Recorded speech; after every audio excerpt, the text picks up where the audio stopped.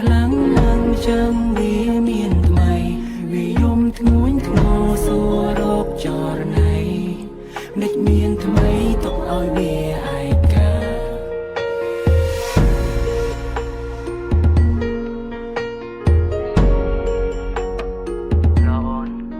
បងកុំភ្លេចស្អែកយើងជួបគ្នា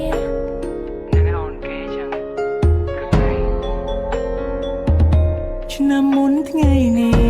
ពេលនេះមកនេះអូននៅទីនេះនៅក្បែររៀមរាហេតុអ្វីឆ្នាំនេះ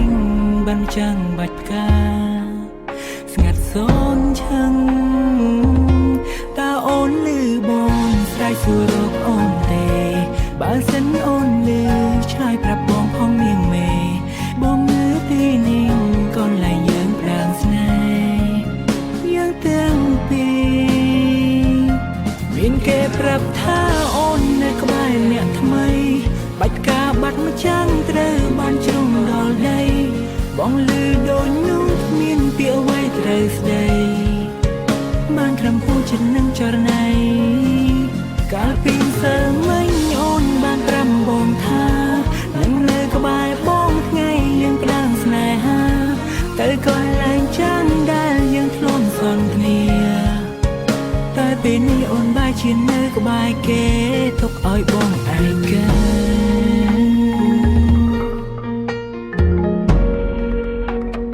អាឡូ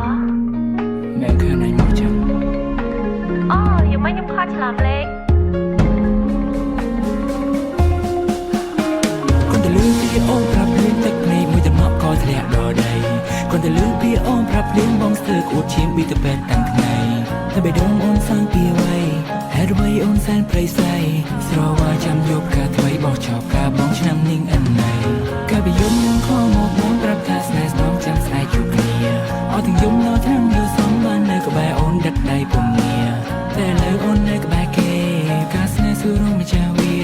ចំហើយស្ទើរតែមិនជឿប្រាប់ថាពុំងារពេលនេះមានគេប្រាប់ថាអូននៅក្បែរអ្នកថ្មីបាច់ការបាត់ម្ចាំងត្រូវបានជ្រុំដល់ដីបងលឺដូចនោះគ្មានពាក្យអ្វីត្រូវស្ដីបានត្រឹមពូចិត្តនឹងចរណៃកាលពីសើមិញអូនបានប្រាំបងថានឹងនៅក្បែរបងថ្ងៃយើងផ្ដាំស្នេហាទៅកន្លែងចាំងដែលយើងធ្លាប់សន្ទនាតែពេលនេះអូនបែរជានៅក្បែរគេទុកឲ្យបងឯកា